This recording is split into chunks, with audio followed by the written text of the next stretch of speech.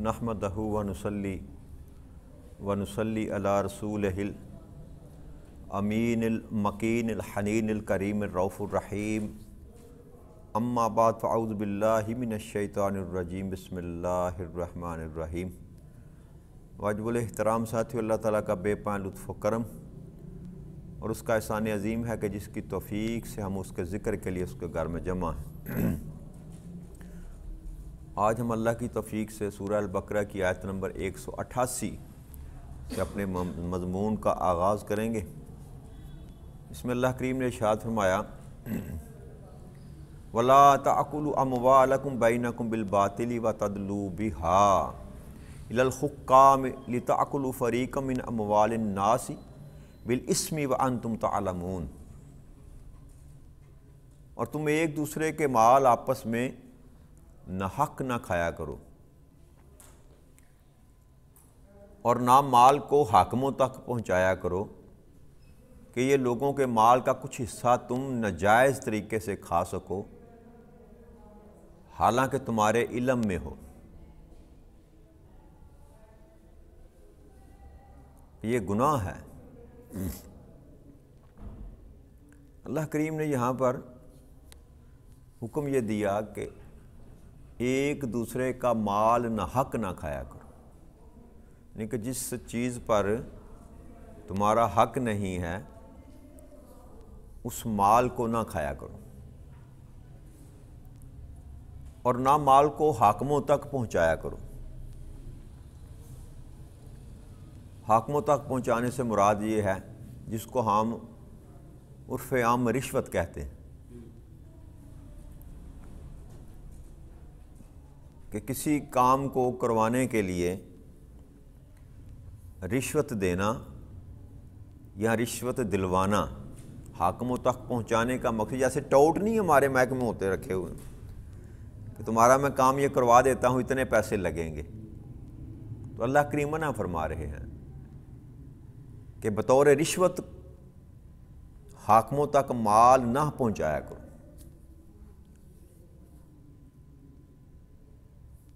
और रिश्वत का अलहदा से हुक्म है कि रिश्वत देने वाला और रिश्वत लेने वाला दोनों ही जहन्नमी हैं, दोनों ही जहन्नमी हैं। तो रिश्वत उस माल को कहते हैं जो आप किसी को अपना काम करवाने की मद में देते हैं कि ये मेरा काम हो जाए। तो ये बीमारी जो है ये तो हमारे मुल्क में तो कोई काम भी बगैर रिश्वत के, और इसको हम जायज़ तस्वर कर चुके हैं।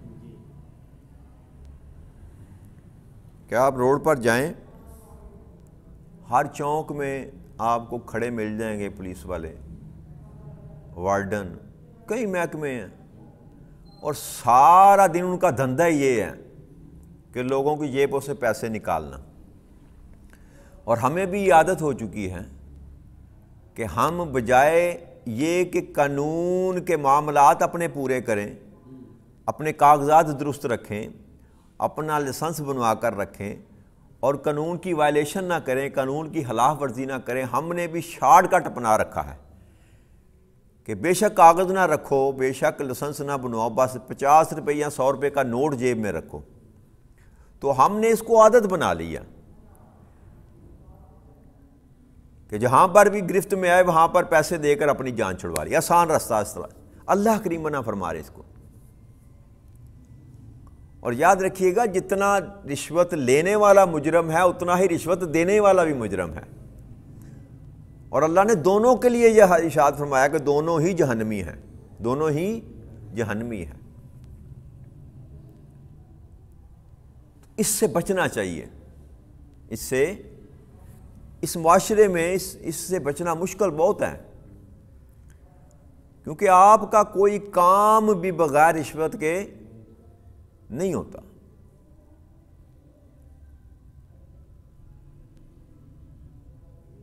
लेकिन यह है कि एक तरफ आपकी आसानियां हैं ज़ाहरी ज़िंदगी में और दूसरी तरफ अल्लाह का हुक्म है, अल्लाह का हुक्म है और जहन्नम की आग है।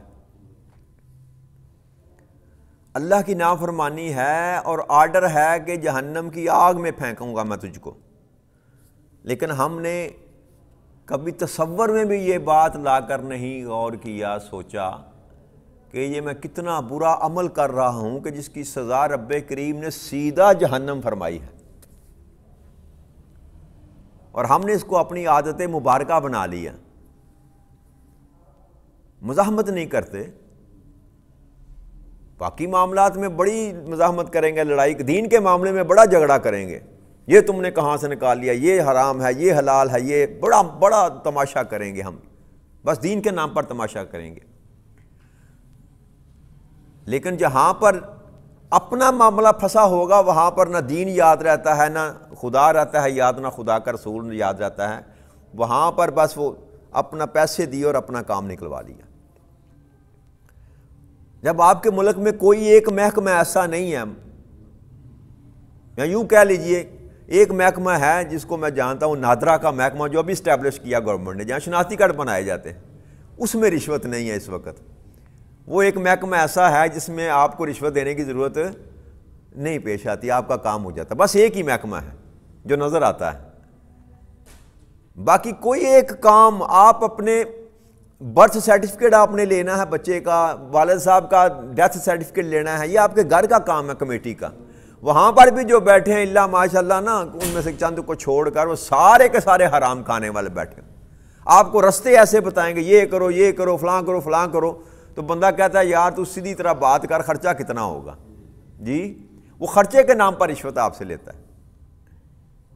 اور کس کس محکمے کی بات کروں، اور ہم نے کبھی مزاحمت نہیں کی، ہم تکلیف برداشت کرنا نہیں چاہتے کہ چلو یار ایک دن، 2 دن، 4 دن، 5 دن مجھے تکلیف اٹھانی پڑ جائے گی، لیکن میں جہنم کی آگ سے تو بچ جاؤں گا۔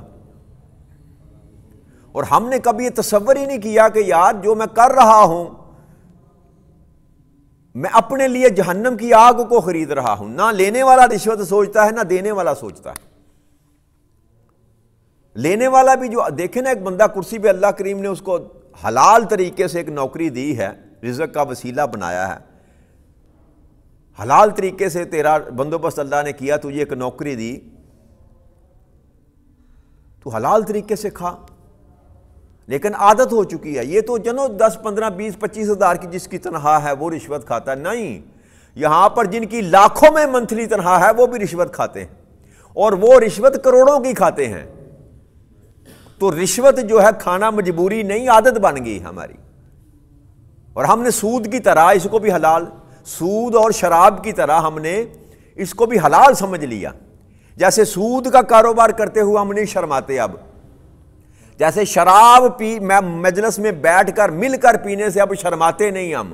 شادی بیاہوں پر اب عام چلتی ہے دوستوں میں، یہ جو مہندی کا تہوار ہم نے بنا رکھا ہے نا، یہاں پر ذرا سے جو قد کاٹ جنہوں نے نکالا، دولت کے لحاظ سے تھوڑے سا قد نکالا جنہوں نے، ان کی محفلوں میں شراب ایسے ہی چلتی ہے جیسے پیپسی اور کوکا کولا چلتی ہے، اور یہ ہمارے معاشرے میں عام ہو چکا ہے۔ اب شراب پینے کو بھی کوئی عیب نہیں سمجھتا۔ اسی طرح ہم نے رشوت کو بھی عیب نہیں سمجھا، اب ہم سمجھتے ہیں کہ اس کے بغیر گزارا نہیں ہے، اس کے بغیر، تو یہ سراسر اللہ کے حکم کی خلاف ورزی ہے، یاد رکھیے۔ اب جو سزائیں اللہ کریم نے لکھ دی ہیں نا قرآن کریم میں، آقا کریم صلی اللہ علیہ وسلم کی زبان اقدس سے نکل گئی، وہ زبان، وہ تو بات حق ہو کر رہے گی۔ اب تو بے شک نافرمانی کرتا، پھر اگر تو نافرمانی کر رہا ہے، سود کھا رہا ہے، رشوت دے رہا ہے، شراب پی رہا ہے، زنا کر رہا ہے، تو یاد رکھ کائنات و ارض و سما میں تمہیں اللہ کے عذاب سے کوئی نہیں بچا سکتا۔ اس سوچ سے باہر نکلا انسان کہ تمہیں فلاں بچا لے گا، فلاں بچا لے گا، فلاں بچا لے گا، جب تو نے کی ہی حرام کاری تو تجھے کوئی نہیں بچائے گا۔ اس دن تو اللہ بھی منہ پھیر لے گا اور اللہ کا رسول بھی منہ پھیر لے گا، کون بچائے گا تجھے؟ اور جن کو تو اپنا مرشد مانتا ہے، اپنا پیر مانتا ہے، جن کے پیچھے تو کھڑا، جو کو کہتا ہے مجھے وہ بچا لے گا، اس دن تجھے وہ بھی نہیں پہچانیں گے۔ کیوں؟ کہ جو حکم اللہ اور اللہ کے رسول کا تو نے ٹھکرایا، تیرا کوئی بھی والی وارث نہ ہوگا۔ کوئی ولی اللہ ایسا نہ ہوگا قیامت کے دن جو تیری سفارش کرے گا اگر تو نافرمان ہے۔ ہاں اگر تو فرما بردار ہے تو گناہ کبیرہ نہیں کرتا، تو زنا نہیں کرتا، تو شراب نہیں پیتا، رشوت سے بچتا ہے، سود سے بچتا ہے، اور زندگی کے معاملات میں کوئی چھوٹی موٹی غلطیاں کوتاہیاں تجھ سے ہو گئیں، تو پھر ہر ایک تیرے لیے سفارش وہاں کرے گا، تیری اولاد بھی کرے گی، تیرا مال بھی کرے گا، تیری نمازیں بھی کریں گی، تیرے روزے بھی کریں گے، تیرا مرشد پیر ہادی وہ بھی کرے گا، آقا کریم صلی اللہ علیہ وسلم بھی کریں گے، لیکن اس کے لیے جو فرما بردار ہوگا۔ ہم نے سرے سے اس مضمون کو ہی تبدیل فرما دیا نا کہ جو مرضی کرتے بنے ہم بخشے جائیں گے، ہماری سفارش ہو جائے گی۔ ایسے سفارش نہیں ہوگی، سفارش اس کی ہوگی جس کے ساتھ جس کا تعلق ہوگا، یاد رکھیے گا۔ آپ کے معاشرے میں اگر آپ کا کسی کے ساتھ تعلق نہیں ہے کہ آپ کی سفارش کرے گا کسی محکمے میں جا کے؟ بھائی سفارش وہ ہی کرتا ہے جس کے ساتھ آپ کا تعلق ٹھیک ہے۔ تو جب آپ نے اللہ کے رسول کے ساتھ، اللہ کے رسول کے ماننے والے ان کے اولیاء اکرام کے ساتھ اپنے تعلق کو جوڑا ہی نہیں ہے، تو آپ کی سفارش کون کرے گا؟ تو لہٰذا ہمیں چاہیے یہ کہ جہاں اللہ کے واضح احکامات ہیں وہاں ہمیں حتی الوسع کوشش کرنی چاہیے کہ اس سے بچیں، ورنہ دوزخ کی آگ تو ہمارے لیے تیار پڑی ہے۔ تو اس لعنت سے بھی بچیں۔ تکلیف ضرور آتی ہے کہ بندہ رشوت سے بغیر اگر زندگی گزارنا چاہے تو تکلیف ضرور آتی ہے، لیکن یہ تکلیف میرے دوستوں، میرے بھائیوں، سے جہنم کی آگ کے معاملے میں کچھ بھی نہیں ہے۔ کیا ہو جائے گا؟ تو یہاں تو سارا دھندا ہی اسی طرح کا چل رہا ہے۔ اللہ کہتا ہے کہ دو طریقے بتائے، ایک تو یہ کہ حق مال نہ کھاؤ، اور ہم جو کرتے ہیں پٹواری صاحب کو ملے جو زمین میری نہیں ہے وہ بھی اپنے کھاتے میں ڈلوا لی پیسے دے کر۔ ایسا ہی ہوتا ہے کہ نہیں ہوتا؟ بھائی فوت ہو گیا تو اپنے بھائی کی اولاد کا حق کھا گئے، بہنوں کا حق کھا گئے۔ یاد رکھیے بہن جو ہے نا آپ کی وراثت میں حصے دار ہے، آپ اس پر احسان نہیں کرتے۔ جو وراثت باپ چھوڑ کر گیا اگر آپ اس کو نہیں دے رہے تو یہ اس کا حق کھا رہے ہیں آپ۔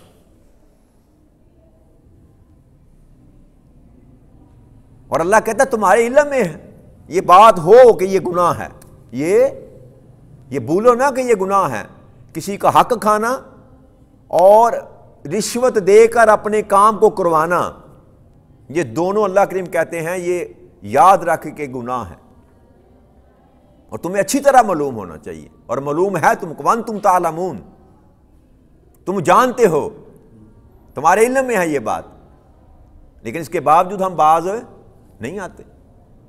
آقا کریم صلی اللہ علیہ وسلم نے فرمایا کہ اگر تم میرے پاس بھی آ کر اور جھوٹی گواہی دے کر فیصلہ اپنے حق میں کروا لو اور میں فیصلہ تمہارے حق میں کر بھی دوں کسی ناجائز کا، یعنی کہ ایک چیز آپ کی نہیں ہے، آپ جھوٹی شہادتیں دے کر اپنے حق میں فیصلہ کروا لیتے ہیں اور کرواتے بھی نبی اکرم صلی اللہ علیہ وسلم سے ہیں، تو آقا نے فرمایا پھر بھی تو اس چیز کا حقدار نہیں ہوگا اور تیرے لیے جہنم ہوگی، کہ تو نے میرے سامنے جھوٹی شہادتیں پیش کر کے تو نے اپنے حق میں فیصلہ مجھ سے کروا لیا۔ اب دیکھیں ذرا مقام دیکھیں گا کہ فیصلہ خود آقا نے کیا، آقا فرما رہے ہیں تو نے مجھ سے فیصلہ کروا لیا جھوٹی شہادتیں دے کر دنیا میں، لیکن یاد رکھ آخرت میں تیرا ٹھکانہ جہنم میں ہوگا۔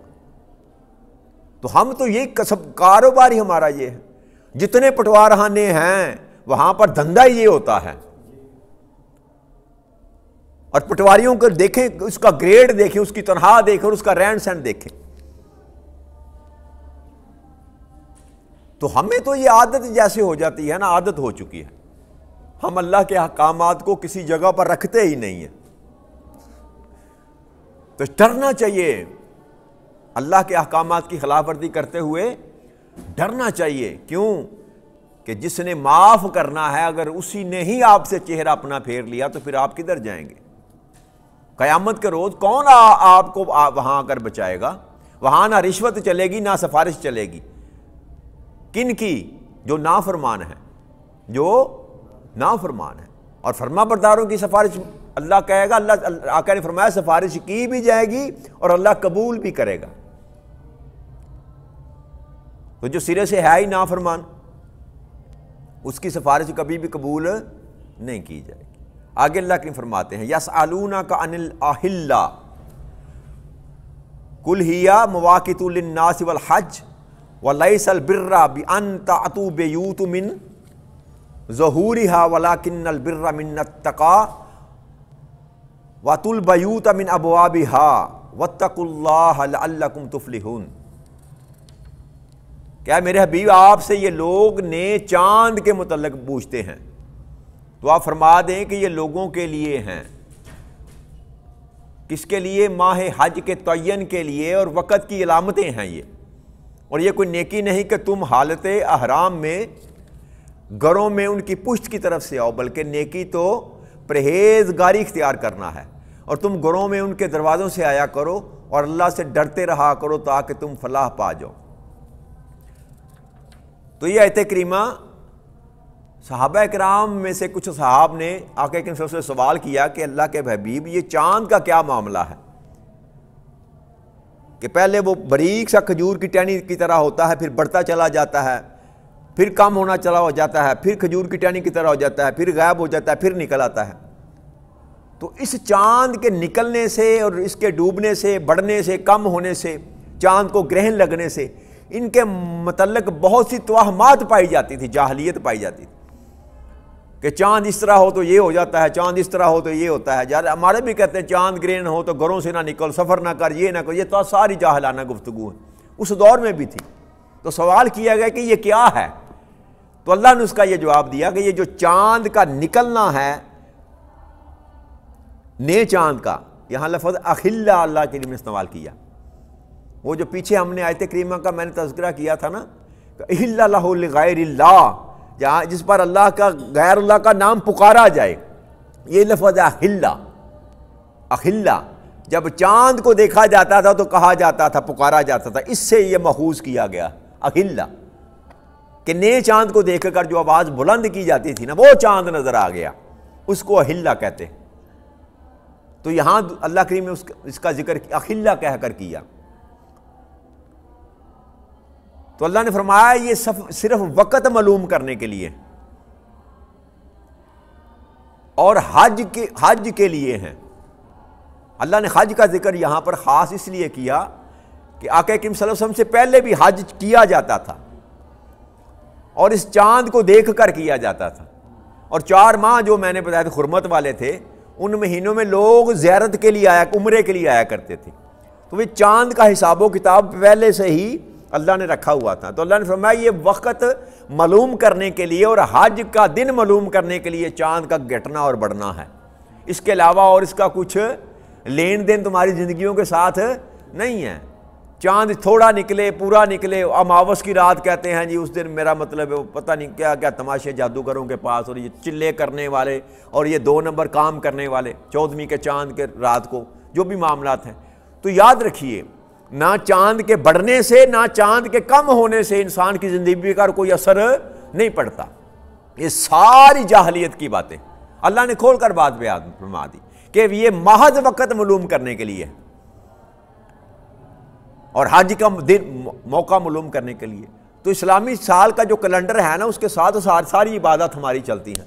نماز، اپنا رمضان کا مہینہ آ گیا جی، محرم الحرام ہے، اس کے بعد میلاد ہے، اس کے بعد عید کا چھوٹی عید آ گئی، بڑی عید آ گئی، حج آ گیا، یہ سارے چاند دیکھ کر، تو یہ کیلنڈر تو بعد میں بنے نا جو سن عیسوی ہم کہتے ہیں۔ تو اللہ نے فرمایا کہ یہ صرف وقت معلوم کرنے کے لیے ہے، اس کے علاوہ کوئی اور عمل دخل۔ اور ایک بہت بری عالم میں عادت یہ بھی تھی کہ جب وہ احرام باندھتے تھے نا اللہ کے گھر کا طواف کرنے کے لیے، تو جب واپس آتے تھے تو گھروں کے دروازے سے داخل نہیں ہوتے تھے، گھر کے پیچھے سے یا کھڑکیاں رکھی ہوئی تھیں یا دیوار کو پھلانگ کر گھر میں داخل ہوتے تھے۔ یہ بھی ان کو ایک توہم پرستی تھی کہ ایسے ہو جائے گا تو ویسے ہو جائے، ایسے ہم سوچتے ہیں بلی آگے سے گزر گئی، کالی بلی آ گئی، بدھ کو سفر نہیں کرنا، منگل کو شادی نہیں کرنی، اس طرح کی توہمات جو وہاں سے چلی آ رہی ہندوانہ رسمیں جو ہیں۔ تو اللہ کہتے ہیں کہ یہ پشت کی طرف سے آنا جو تم سمجھتے ہو نا کہ یہ نیکی ہے، یہ نیکی نہیں ہے۔ ایسی الٹی ملٹی رسموں کو نبھانا نیکی نہیں ہے۔ نیکی تو یہ ہے کہ پرہیزگاری اختیار کرو، جو کچھ میں اور میرا رسول تم کو کہتا ہے اس کے متعلق سوچو، اس پر عمل کرو، اس کا یہ نیکی ہے۔ یہ کہ دروازہ چھوڑ کر پشت سے آنا، یا سفر کے لیے جاتے تھے نا لوگ تو سفر پورا نہ کیا، کسی وجہ سے واپس پلٹ ہے تو پھر بھی اپنے گھر سے داخل نہیں ہوتے دروازے سے، پھر بھی گھر کے پیچھے سے دیوار پھلانگ کر گھر آتے تھے۔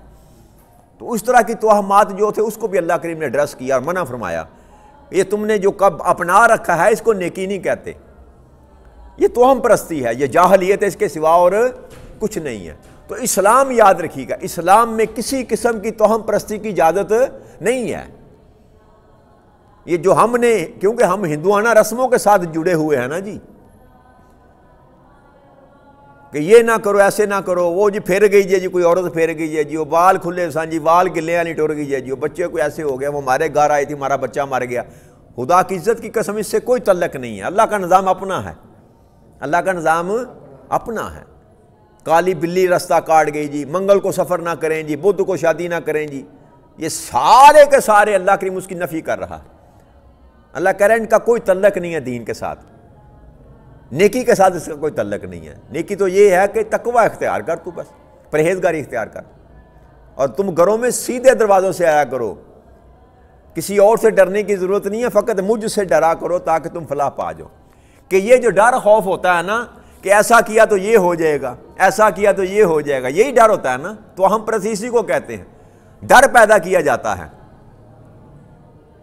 اور ہمارے گھروں میں عام تھا، مکان بنایا تو اس کے مکان، یہ گاڑیاں لیتے ہیں نا لوگ، بھائی 70-80 لاکھ کی گاڑی لی اور آگے جوتا لٹکا دیا، استغفر اللہ نعوذ باللہ، گاڑی کو نظر نہ لگے جی۔ گھر بناتے تھے، دیوار پر ہنڈیا الٹی رکھ دی، کیا جی گھر کو نظر نہ لگے۔ یہ ساری توہم پرستی ہے، ساری کی ساری۔ دین اسلام میں اس کی کوئی گنجائش نہیں ہے۔ کیوں؟ اس لیے کہ حفاظت کرنے والی ذات وہ ہے جو سب سے زیادہ طاقتور ہے، آپ اس کے سپرد کر دیں۔ اعوذ باللہ من الشیطان الرجیم، اللہ کہتا ہے میرے سپرد کر دے اپنے آپ کو جی۔ شیطان مردود سے پناہ مانگ لے تو میری پناہ میں آ جائے گا، پھر کون سی ایسی طاقت ہے جو تیرے معاملات میں دخل اندازی کرے گی؟ تو جب عقیدہ ہمارا کمزور ہوتا ہے نا، جب ہم اللہ کی بات پر یقین نہیں کرتے، اللہ کے احکامات کو حق نہیں مانتے، تو پھر یہ پیر جو ہوتے ہیں نا 2 نمبر ٹوٹکے ٹونے کرنے والے، یہ ایکسپلائٹ کرتے ہیں ہمیں، یہ ہماری بد عقیدگی سے، ہمارے کمزور عقیدے سے فائدہ اٹھاتے ہیں۔ اس طرح کرو تو ایسے ہو جائے گا، اس طرح کرو تو ایسے ہو جائے گا، کچھ نہیں ہوتا، یاد رکھیے گا، نہ اس طرح کرنے سے نہ اس طرح کرنے سے۔ جو کچھ بھی ہوتا ہے اس کی مرضی سے ہوتا ہے، وہ چاہے تو ہوتا ہے، وہ چاہے تو نہیں ہوتا۔ ہاں دعا جو ہے اس میں اثر ہوتا ہے، وہ چاہے آپ خود کریں، آپ کا ماں باپ کرے، آپ کا استاد کرے، آپ کا پیر کرے، آپ کا مرشد کرے، اس میں اثر ہوتا ہے۔ اس کے علاوہ باقی جو کچھ بھی ہے نا، یہ ٹونے ٹوٹ کے، یہ دھاگے باندھنا، یہ کوڈیاں باندھنا، یہ گٹ گلے میں ڈالنا، یہ سارے کے سارے ناجائز ہیں، یاد رکھیے۔ جو ہمارا مکتبہ فکر جو ہے اس میں بڑا تیز ہے جی۔ میں نے آپ کو عرض کی تھی نا، بات کر ختم کرتے ہیں، باقی کل کریں گے، کہ اگر آپ کرنا ہی چاہتے ہیں نا تو اپنے بچہ بیمار ہے تو خود فاتحہ، سورہ فاتحہ پڑھ کر اس کو پھونک ماریں۔ دم کرنا ہے کسی کو تو آپ خود کریں یار، آپ نمازی ہیں، آپ سورہ فاتحہ نہیں آتی، خود کریں دم۔ پیر صاحب کو چلنے ہیں جی، اپنا قاری صاحب کو چلنے ہیں جی، دم قرآن، لا حول ولا قوت الا باللہ۔ کس کو سند دی اللہ کریم نے؟ کسی کو مور دی اللہ کریم نے کہ لے یہ لے تو سند لے جا، تو لوگوں کو دم کیا کر، یہ تو سند لے جا، تو لوگوں کو تویز لکھ کے دیا کر، کوئی ایسی بات نہیں ہے۔ آقا کریم صلی اللہ علیہ وسلم دم کیا کرتے تھے، نظر بد لگ جانی دم کرنا، کسی کو بخار ہونا پانی دم کر کے دیا کرتے، پانی میں ہاتھ ڈبو کر دیا کرتے تھے۔ یہ رستے جو ہے نا سیدھے رستے پر آئیں، وہ نبی تھے، اللہ کے رسول تھے۔ ہاں اللہ کو کوئی نیک بندہ ہے اس سے دعا کرانا جائز ہے، اس سے دم کروانا بھی جائز ہے۔ باقی یہ ٹونے ٹوٹ کے جادو ٹونا جو کچھ جس کے نام پر ہمیں لوٹا جا رہا ہے، اس سے دین میں اس کی گنجائش کوئی نہیں، دین میں اس کی گنجائش کوئی نہیں۔ اپنے عقیدے کو درست کریں، اپنے عقیدے کو مضبوط کریں، کوئی ہمارے سے وہ چھین نہیں سکتا۔ کہ کریم صلی اللہ علیہ وسلم کی حدیث مبارک ہے، اس کا مفہوم یہ ہے، آقا نے فرمایا کہ وہ تمہیں کوئی دے نہیں سکتا دنیا میں، کائنات میں، جو اللہ کریم تم سے روک لے، اور کوئی اس کو روک نہیں سکتا جو اللہ کریم تم کو عطا کرنا چاہتا ہے۔ بات ختم۔ جب عقیدہ یہاں پر انسان کا کھڑا ہو جائے گا تو پھر اس کو کسی جعلی پیر اور ٹونے ٹوٹکے کروانے کی حاجت نہیں رہے گی، وہ اللہ کے ساتھ تعلق جوڑے گا، اللہ سے ہی مانگے گا۔ تو جب اللہ سے مانگے گا تو اللہ ہی عطا کرنے والا، تو سیدھے راستے پر آ جائیں۔ سیدھا راستہ یہ ہے کہ کوئی بھی مشکل ہے تو اس مشکل کشا سے مانگیں، اس مشکل کشا سے مانگیں۔ اللہ تعالیٰ آپ کو اور مجھے توفیق عطا فرمائے کہ ہم سیدھے رستے پر رہ کر زندگی بسر کریں۔ وما علینا الا البلاغ المبین۔ والسلام علیکم ورحمۃ اللہ وبرکاتہ۔